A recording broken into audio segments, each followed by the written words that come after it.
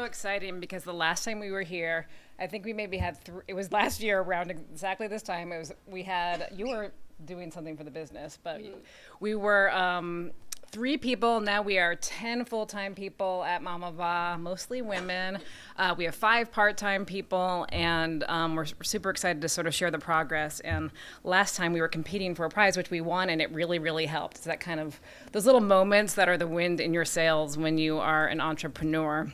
Maybe some of you guys know our story, but I'll reshare it. I believe a lot in the karma and the poetry of how things happen. So this was an image on the front page of the New York Times on Labor Day in 2006, when I was actually still a nursing mom and I had my baby at my breast. And Jodi Kantor, the author, wrote about sort of this 2-tiered system around breastfeeding where wealth begets wealth and health begets health, where moms who have the autonomy in their jobs, where they have a space to pump, the time to take breaks after returning to work, are able to do it. But the many, many moms, she talked about Starbucks, at the corporate level, those moms could continue breastfeeding, but really at the barista level, there was all these many moms who didn't have the same opportunity. And it struck me as a mom who was, privileged in her position to be able to continue breastfeeding and wanting to solve that problem for others, but also still experiencing the challenges that my colleagues and I were facing when we were traveling. A couple statistics. So 79% of moms start out breastfeeding in the US, and that's a really high number in sort of contemporary times, which is great. And we're part of a movement around health and wellness that's helping with that. But by 6 months, nursing exclusively drops to 18%. It just plummets because what women are facing when they go back to work is often no place to pump but the toilet or sometimes the car. And my colleagues and I had a great lactation room and or private offices, but we had a baby boom at the design studio, and we were doing this on the road to clients in convention centers and airports, and it's the exact opposite place that you want to be preparing food for your baby. So our mission at Mamava is to create a healthier society through a changed cultural perception of pumping and nursing that affords every woman the opportunity to nurse her child regardless of her circumstances.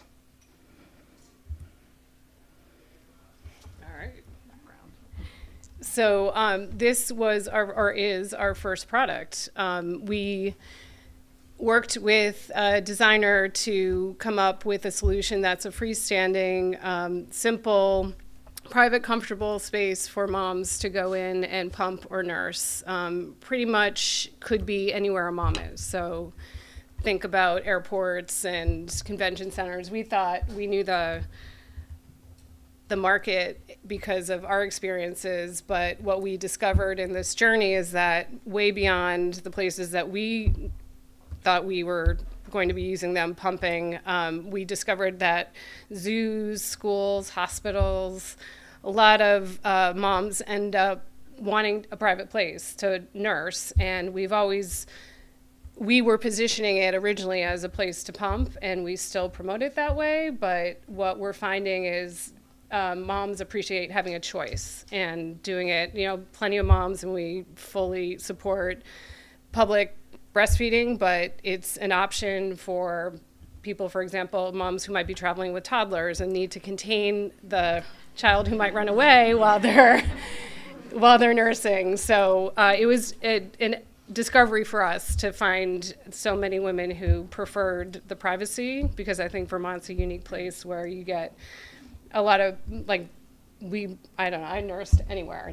Was never an issue. So, and this is our second product. We actually have had a app that is a location finder, so you could find them in the market, but what we have done now is evolve that so that it's actually a tool that you can use the app to unlock.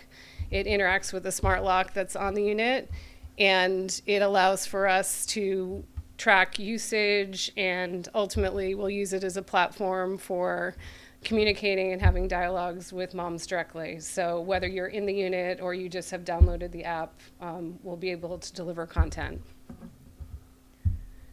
And this is what keeps us going. I mean, it's an interesting business because we have two audiences. We have the moms who are using them and who really are helping us build the awareness, but they're not the ones who buy them. It's really facilities people and HR and other drivers in the businesses that are purchasing them who are our customers. So we use the moms not only as a way to stay connected to the need that's out there, but it's also a way to leverage the need with the customers that we're selling to, because they're not always aware of the need. I mean, there's a law now that has been since 2010 where businesses of over 50 employees or more have to provide a space that's not the bathroom for a mom to take a break to pump or nurse. It's amazing how many companies don't even know that's a law. So we're providing information to moms who can take that to their workplaces and really push for the support in what they need to do to be able to come back to work and pump as they need to. And then, as Sascha said, our team has grown a lot. This is the 15 employees we have, 10 full-time and 5 part-time. And it's amazing, and we'll get into this a little bit in the next couple slides, but I think the culture that has been built at Mamava has attracted more people who are interested in working with us. So we've had no problem finding great people, and a lot of them are here tonight. I should say those are the people on payroll, but Yeah, they're that's very, true. including Michael, Advisors who are and- integral to the yeah. success. So this is just some thoughts that we had that we wanted to share in terms of being female founders and things that that we could talk about tonight. The first one is just the power of relationships. It's amazing how once you think about your network and start leveraging those relationships and having conversations about what your idea is, even at the beginning. I mean, we didn't have a business plan. We just had this idea, and we just started talking about it with people and didn't worry about the IP and someone stealing our idea. We just talked about it with whoever would listen, and through that process, we were able to hone in, okay, what is the business opportunity here? And we continued to do that today through our advisory board and connections that our board of directors have made for us. And I don't think we could have done it without the network that we have and these relationships. Yeah, I think the other thing that keeps us on track is mission, having a strong mission, having all the stakeholders understand it and use it to guide your business decisions, because there are so many things that are going to come at you at a daily basis or do come at us.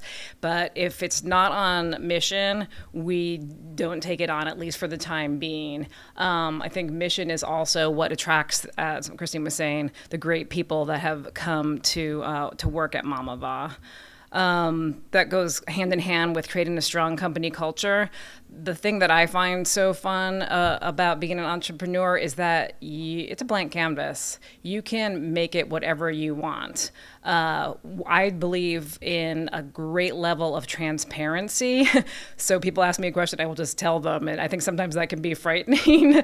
And we have different sort of dynamics around that. Like, I'm like, just tell them. But we're all about keeping this big, exciting ship afloat. And to me, I think it's a great way to run a company with that level of transparency. And also reinventing how we do things. We do a thing right now called Thoughtful Thursday. So we work in a very intense environment, all in one room. We don't have a lot of resources yet to, I always say, like, we'll know we're not a startup when we have a caterer. Some people are, when are we not a startup? When we have a caterer and we have or a janitor. Like right now on Friday afternoons, I take out the trash. So those are things. So on Thursdays, we do a thing called Thoughtful Thursdays, where staff can work wherever they want. So they can get the headspace to do those projects that just take more time and can be sort of no distractions around them. I think you're back. Yes.